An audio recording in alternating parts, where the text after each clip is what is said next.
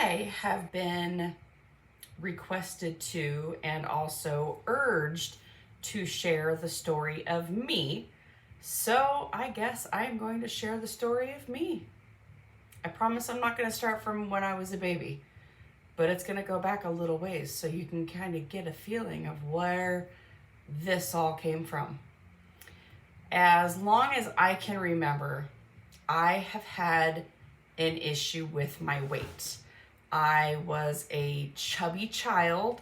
As I have said in other videos, my nickname when I was a little girl was Michelle Belly, because I may have had skinny arms and skinny legs, but I had a gut that stuck out almost like a little Ethiopian child.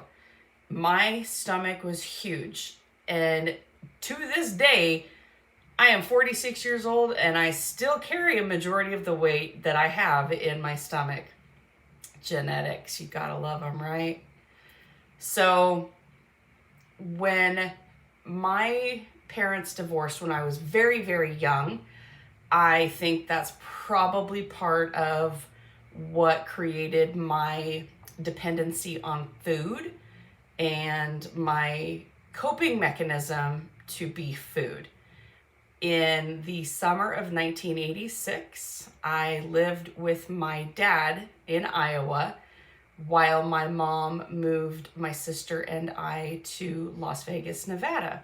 Now, I was 9 years old at the time, and it was the last summer that I was going to be in the only state that I knew and with all of my friends before we relocated almost 2,000 miles away. Little did I know that I was eating all my feelings that summer. And when I walked off of the airplane and my mom looked at me after not having seen me for approximately 6 weeks, I still to this day remember the look on her face and how horrified she was and how embarrassed she was to see me walk off of that airplane, because I had gained probably 15 to 20 pounds in that 6 weeks period. And it was from that day that I was put on my very first diet. Now, of course, a 9-year-old doesn't think that she's got issues with food.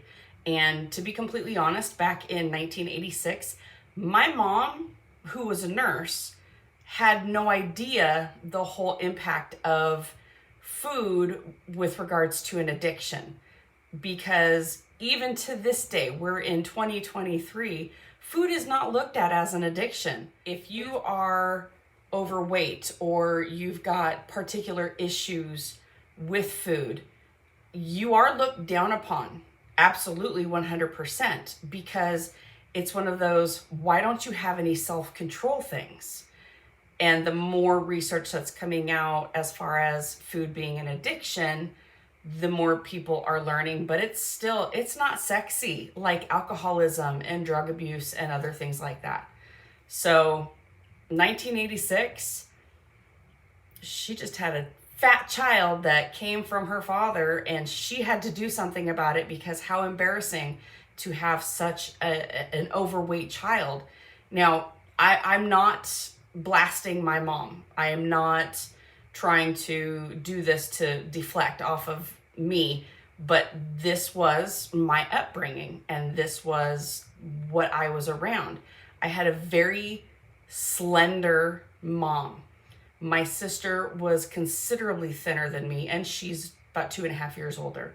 So I was kind of the outcast. My mom, her siblings, her mom, again, very slender, very small frames.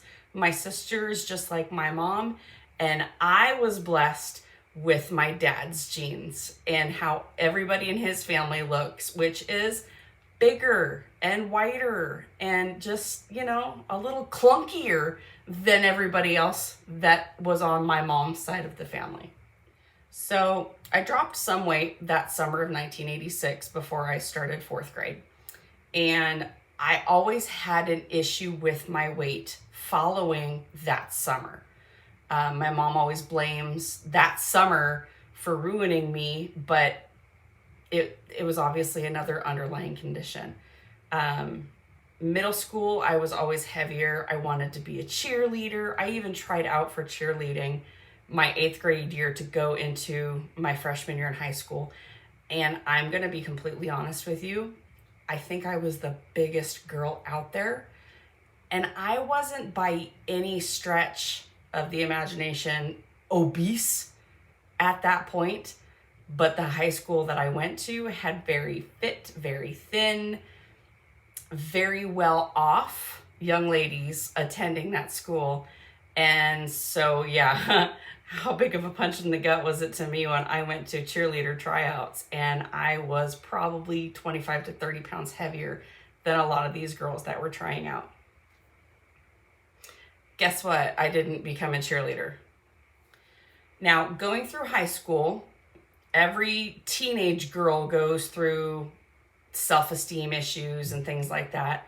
Well, you add weight onto that, that's a recipe for disaster right there. So throughout my high school years, I consistently tried to lose weight, to get skinny. And the things that I put into my body would make a mom in today's age just cringe. Now, my mom did not know what I was doing. She did not know the steps that I was taking to try and get skinny, but I did them. I did starvation diets. I abused laxatives. I abused Dexatrim. Who remembers Dexatrim? I would take so many Dexatrim that if I did this to my hair, my entire scalp would be tingling. If you ever did what I did, you know exactly what I am talking about. And it was a little bit scary, but at the same time, I wasn't hungry, so I wasn't eating. My junior year in high school, I lost a significant amount of weight. I'm talking, I got down to probably 165 pounds, which is the lowest weight that I can remember as an adult that I have ever been.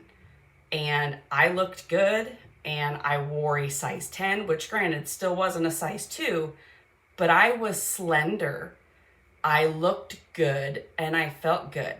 So what did I do? Because I had this newfound skinniness and I was so happy, I ate like a freaking pig to celebrate.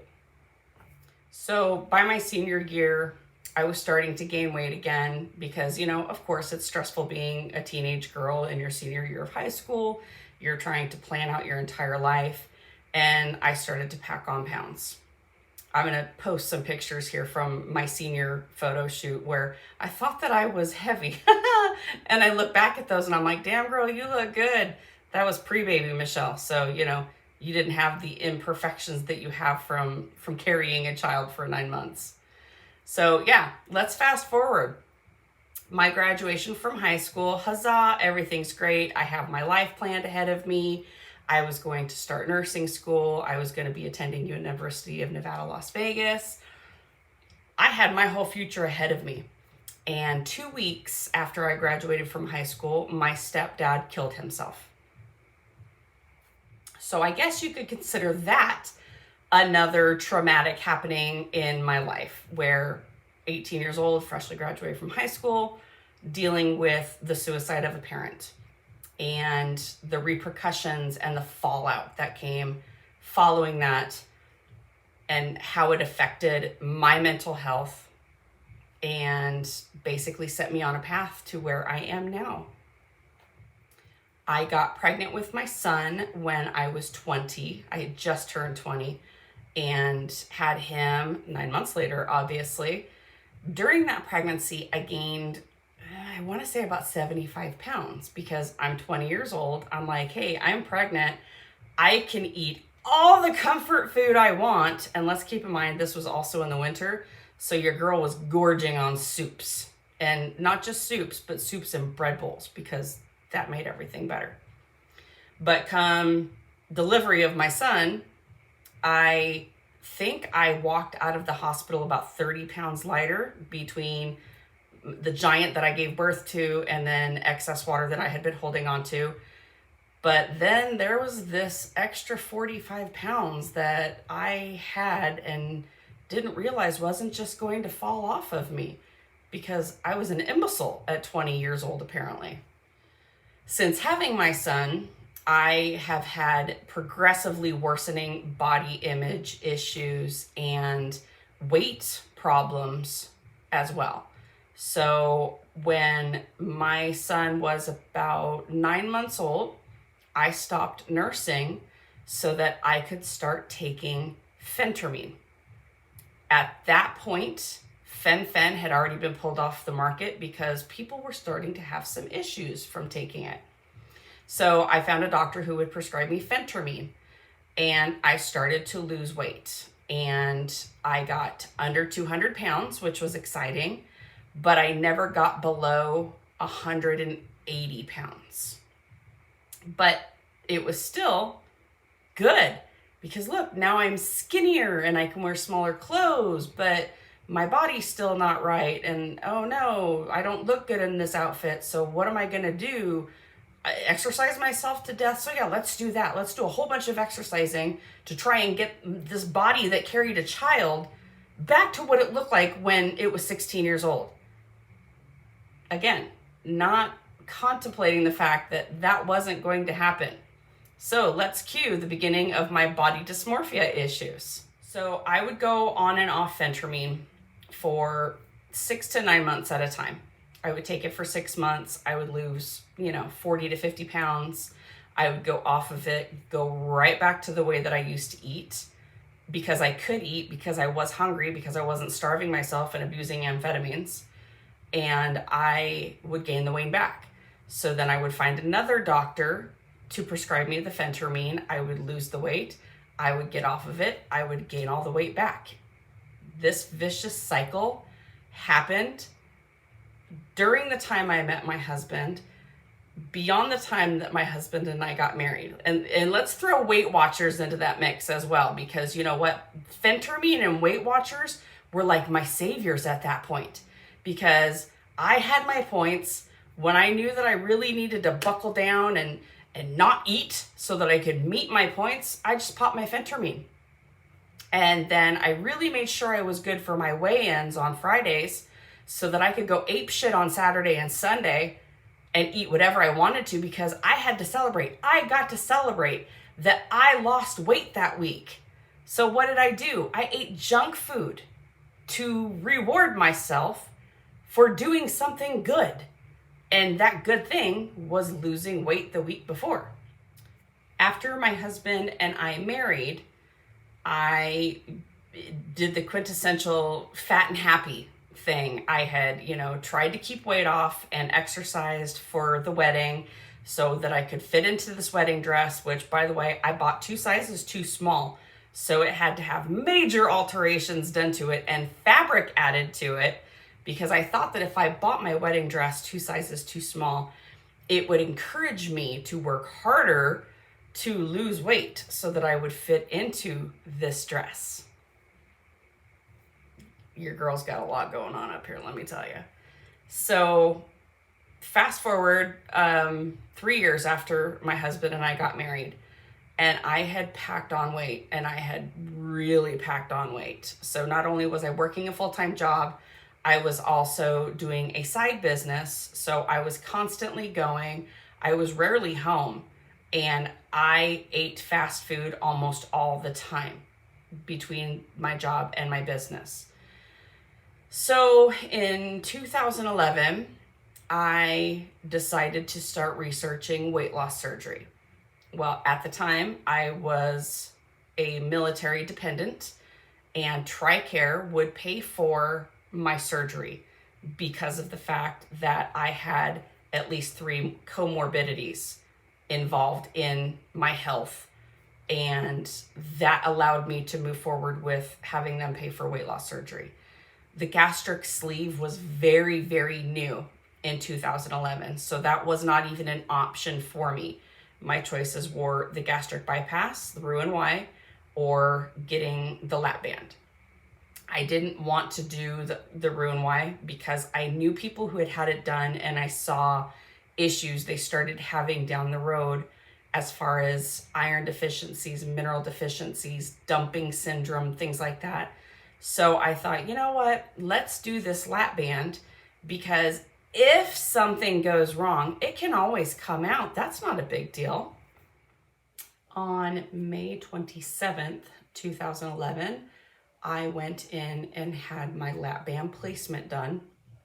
And I remember coming out of anesthesia, the first thing I asked the nurses there in the PACU was, am I skinny yet? Because, that was all that mattered. Was I skinny?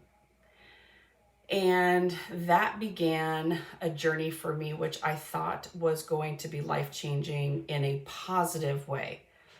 And it turned into almost a nightmare for me. So my first year, I dropped a lot of weight because I had a stoma about this size to hold food out of my entire stomach. I had about this much space, but there was a band that was constricting the way that my food could go through by like this. And there was a little silicone band inside of the plastic band that would tighten as they added fluid to it to shrink how much food could pass through my little stoma at a time. So it was one of those things where I could not eat more than 3 ounces at an entire meal. And I had to take at least 30 minutes to eat that 3 ounces. And of course, I couldn't eat. So I dropped weight very fast. And I was so excited because I was getting skinny. As I went through my process, I was actually doing a blog.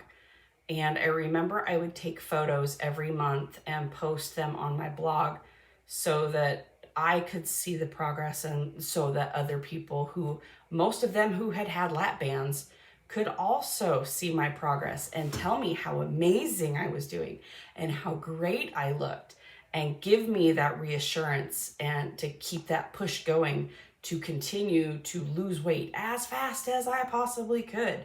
Because there were other people who did blogs that I was following, and I would read their blogs, and they're losing, 20 pounds a month and then 15 pounds a month. And I didn't go that fast. I think my first month I was down 10 or 15, and then I averaged between 7 and 10 per month. So by the end of my first year, which I will post a picture so that you can see how I looked at the end of my first year, I was below 200 pounds. I started at 275. And at the end of my first year, I believe I was 198 or 195. So all these people that I followed and all these people I knew who had weight loss surgery and lost at least 100 pounds in their first year, I wasn't on track to do that, and I did not do that. But I was like, but it's okay, because, slow and steady wins the race. And it's something I still say to this day, but I was so defeated after that first year because I hadn't lost 100 pounds. And I so wanted to be able to say that I had lost 100 pounds. So that first year really caused me to develop a lot of disordered eating. Not hitting that 100-pound goal that I had set for myself kind of threw me into a spiral. I went back through my old blog to just read how I was doing, what I was doing. I was going to the gym 5 to 6 days a week. I was working out for at least 2 hours. I did excessive cardio. I mean, I was on the elliptical machines and the bikes for at least an hour because, that's what you did to get skinny. And that's what I had to do to lose all that weight and get down to those goals. But I made frequent appointments with my doctor because if I could eat, I felt like a failure. If I didn't have enough restriction in my band so that I could eat a full meal without being in discomfort, then that was a problem. So I would make an appointment with my doctor. I would go in there, he would put more fluid into my band, and I would have him keep filling it until I got to the point where the food I ate would barely pass through, because then I didn't have to worry about eating more. So yes, I developed some serious disordered eating because of getting that weight loss surgery. And I tried to keep that band as tight as possible so that whatever 3 ounces of food I ate, I didn't eat again for most of the day, if not the rest of the day. And so in a sense, I was starving myself. During this whole process, I developed chronic, horrific constipation. And it's a topic I never thought I would ever discuss with anybody. I mean, it was hard enough for me to talk about it with my family members, let alone putting it out here on the internet. But I would go weeks without having a bowel movement. So then what happens when that occurs? You start to get super bloated. So then I feel like I'm gaining weight. My clothes are getting tight on me. Then when I did have a bowel movement, it was worse than giving birth. And that's not an exaggeration. So I had no idea the things I was doing to myself because of doing a weight loss surgery that not only hurt me mentally, but was then hurting me physically. And speaking of the doctor's office, that psychological evaluation that we have to go through before we can be approved for surgery is BS. I think I sat with this therapist for maybe 15, 20 minutes. She asked me if I understood what I was doing and did I understand how my eating was going to have to change. And not once was there any mention of how did I get to 275 pounds? Was there some emotional reason I got to 275 pounds? Was I using food to cope with life that drove me to 275 pounds? Nope. I was cleared and off to surgery I went. Following surgery, I met with a nutritionist one time. And I was told to make sure I limited my protein to no more than 2 ounces. And then make sure I got as many vegetables in as I could. Stay away from the starchy vegetables. But there was a very limited amount of vegetables I could actually consume because of the device that I had placed inside of my body. It was about that time I was starting to gain weight back. So 2 years in, I had dropped I think it was 97 or 98 pounds. I never did hit that 100-pound mark. I think the lowest weight that I got to after I had lap band surgery was 179. And I started it at 275. So it may have been 178. I never hit 175 though, because I would remember if I had hit 175. But I would put myself on juice fasts. I remember I did a 2-week juice fast, and it was the most horrific thing I'd ever done to myself because I was hungry all the time. But all I could do was drink my juice that I made. I had one juice that I made for breakfast and one juice that I made for lunch. And then I would rarely eat dinner because, again, the disordered eating was running rampant in my head. Strike that. In 2012, my husband and son moved to Arizona from Vegas. And I stayed in Vegas for almost 2 years, excuse me, after they did. And I traveled on weekends. So I would spend the week in Vegas and then I would go to Arizona on the weekends. And I did great during the week with my eating. And then of course, when I was with my family and I was happy on the weekends, I would gorge myself. And it was at that time, it was about 1.5 to 2 years into my band journey that I was starting to learn how to cheat it. I learned how to cheat Weight Watchers. I learned how to cheat all these other diets that I had been on. And by God, I learned how to cheat my band as well. So right about the 3-year mark, I had moved myself down to Arizona, and I was finally living with my family again, which was great. And I got a job that was, number one, insanely stressful, but also an 1.5 hours one way away from our house. So I spent a lot of time in my car, and driving in traffic, especially in downtown Phoenix, is a huge stressor. So when I would get home, I would make dinner, and I was making all the stuff that I probably shouldn't have made, but it was easy for me to make it, and I was able to get it to slip through that band. We ate a lot of pasta during this period. I had a really hard time eating bread the entire time that I had my lap band in, so I don't think I had much, if any, bread while I had the lap band. But pasta, I could mush up enough that it would slip right through, and then I could eat even more of it because it was so easy to slide through.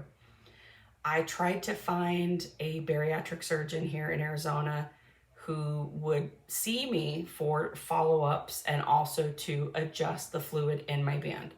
I wouldn't find a single doctor to treat me in the 1.5 years that I was here before I found a doctor who had to treat me.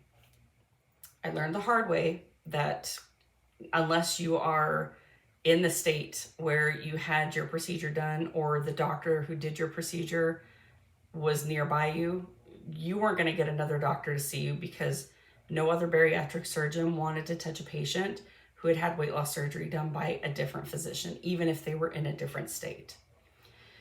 So here we come to May of 2015.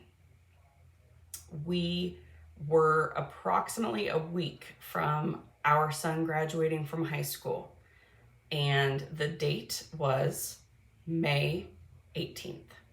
I was just under 4 years of having had my band placed when, after eating a handful of pistachios at work, those pistachios got stuck in this little thing.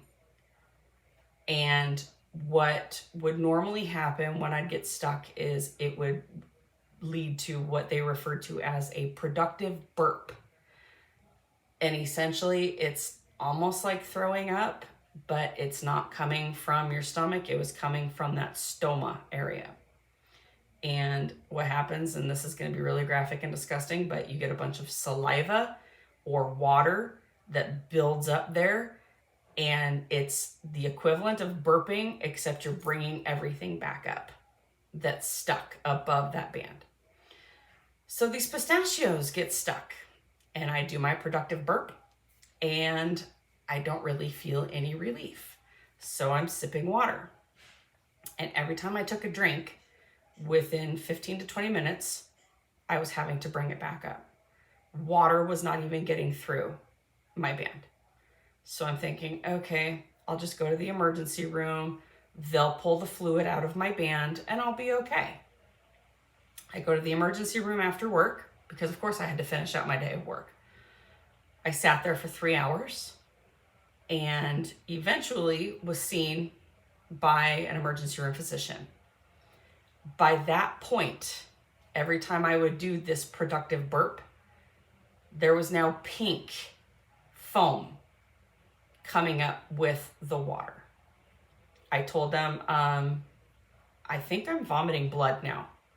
And I was told, don't worry, you're going to be okay. They did an x-ray to look at my abdominal area. And the emergency room doctor says to me, oh, you're fine. Your band didn't slip. It's still where it's supposed to be. I'm going to have you go in tomorrow to see the bariatric surgeon that's just right across the parking lot. And I looked at him and said, I have to be like this all night? Yeah, you'll be okay. Don't worry about it. You'll be fine. That evening, I got home, I think around 10 p.m. I slept on the couch, sitting up, because I could not lay flat in our bed. And every hour, because of involuntary swallowing and the saliva that I was still producing, I would have to go to the bathroom to basically yak it all up. And the blood was getting more and more prevalent, which was scary to me.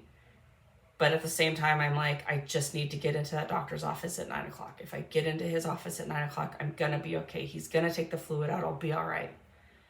So 9 a.m. comes around. I present to this bariatric surgeon's office that's, again, across the parking lot from the hospital I had just been at. They call me back. The doctor goes and takes his needle, and I had a port right here. He takes the needle and puts it in my port and goes to pull, and it's air. And he goes, "You don't have any fluid in there." And I'm like, "I have to." But then I'm racking my brain, because did I? I saw the doctor so frequently in Las Vegas to take out, put in, take out, put in, take out, put in. I couldn't remember what, if any, fluid I had in my band.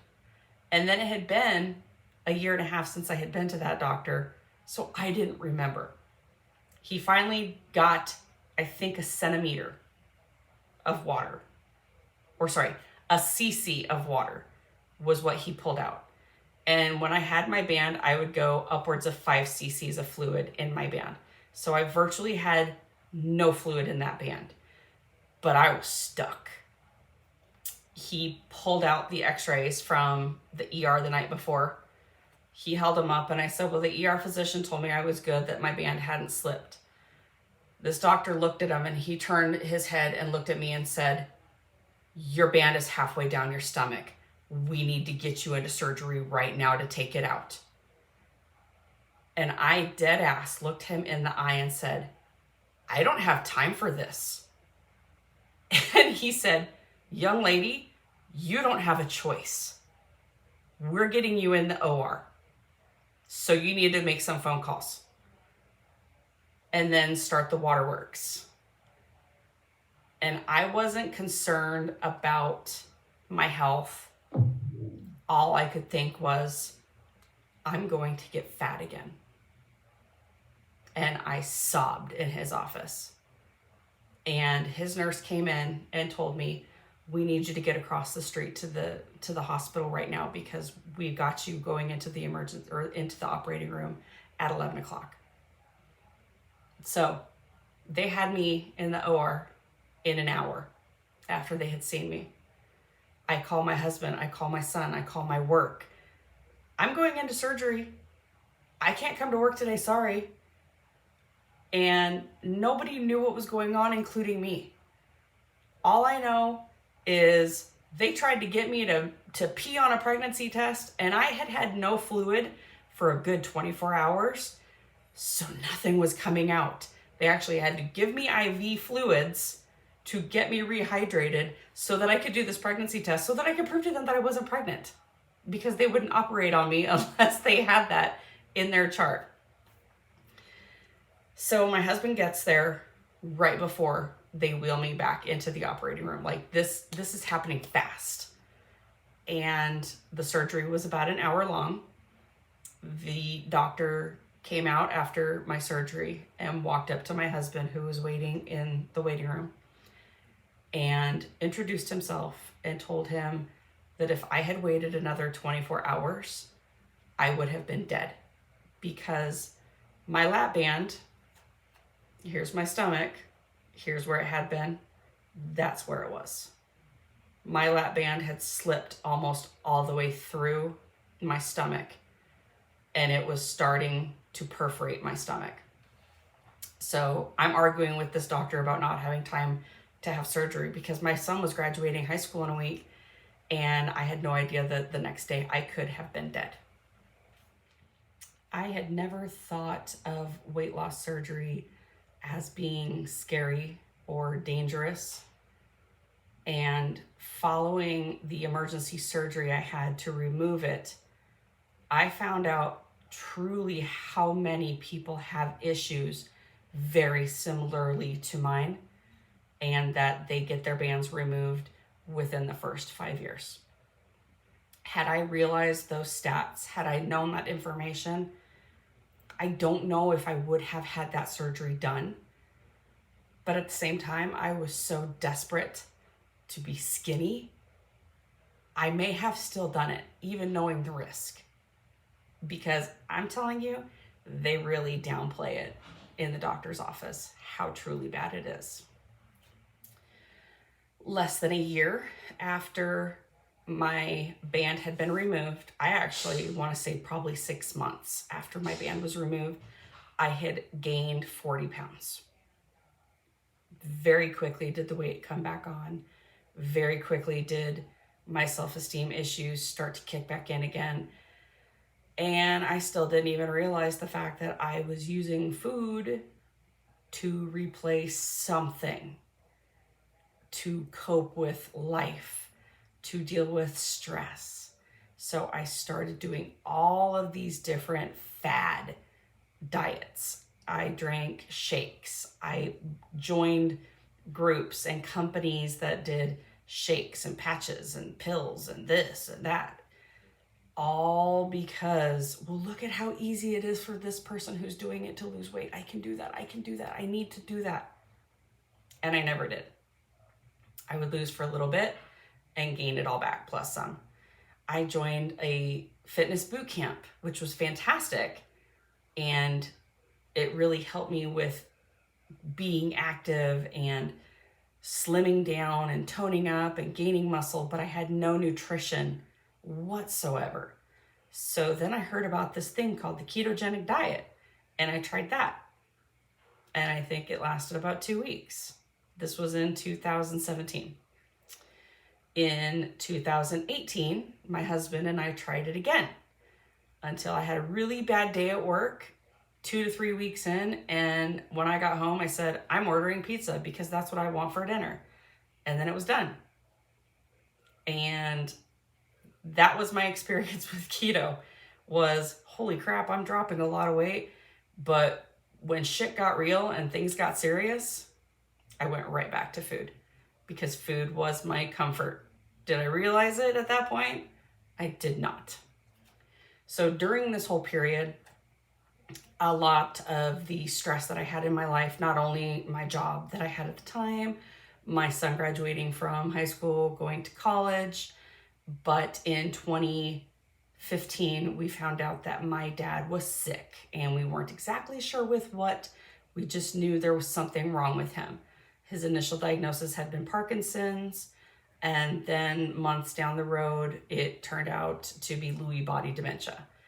And so back to where we were in our story in 2019, in October of 2019, I lost my dad to his battle with the Lewy body dementia. I'm going to post a picture that my niece took from his funeral. It's one of the few photos that I allowed to be taken of myself at my dad's funeral, because look at me and look at how heavy I had gotten and look how far out my stomach was sticking out. And I saw this picture and thought, dang girl, you must have been really bloated that day. I made excuses. In 2020, we all know what happened in 2020. The world shut down. The world went crazy. We had a worldwide pandemic. So in March of 2020, I was working from home. And in all of the chaos and the mass panic that we had about food, I went and stocked up on what I could to make sure we had food in our house, just in case we couldn't go grocery shopping for a month.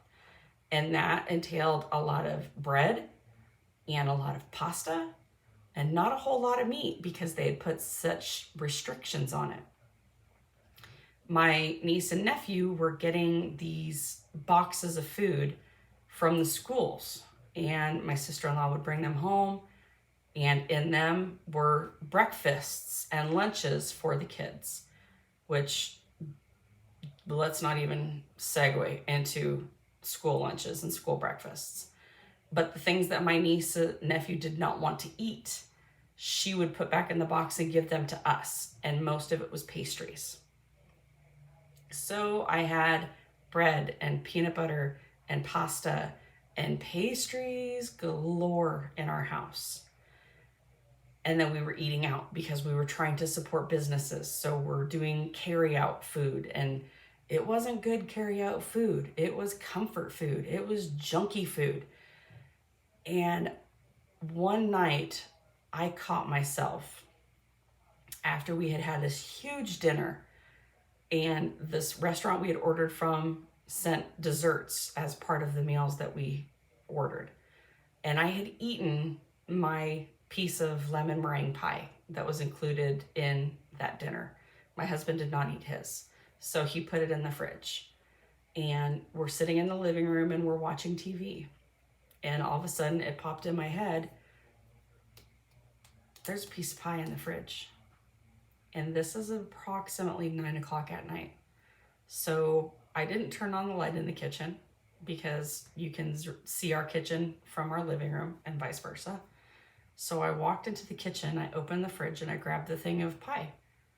And I sat there and I ate it in, I think, 4 bites. I wasn't hungry, but I knew that pie was there and I wanted to eat it, and I ate it. And I ate it so fast so that my husband wouldn't realize that I was stuffing my face with food behind him, literally right behind him.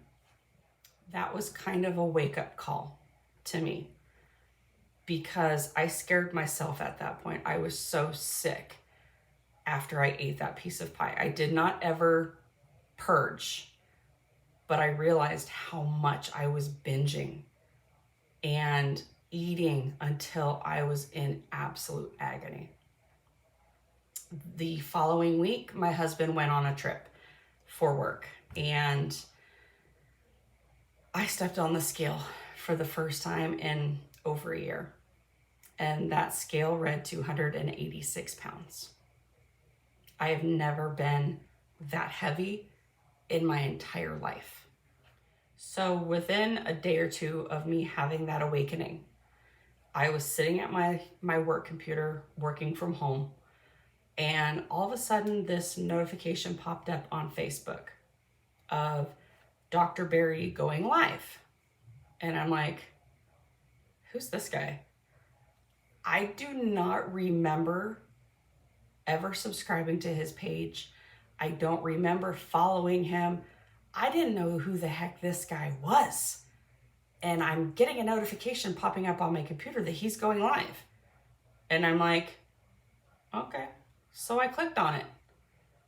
And he and Nisha and little baby Beckett had gone live to not read because it was so long, but basically go over the American Heart Association's study, retracting all of the information that we have all been fed our entire lives.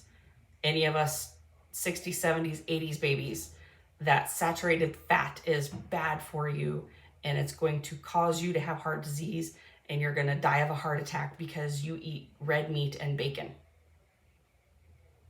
And when I heard the gist of what that study said, I said, okay, I have absolutely no excuses now.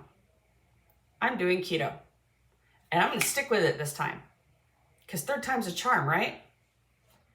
I was also in constant pain during that last year, from early 2019 to the summer of 2020. I was in so much pain. My feet always hurt. I thought I had plantar fasciitis because my feet always hurt so bad. My joints hurt. My elbows. I mean, I was in so much pain with my elbows. I thought I had tennis elbow in both elbows because they hurt so bad. I have 3 levels of disc bulges in my neck from a motor vehicle collision I was in 2017. And my neck always hurt. And that was after having had the nerves in my neck burned the year before.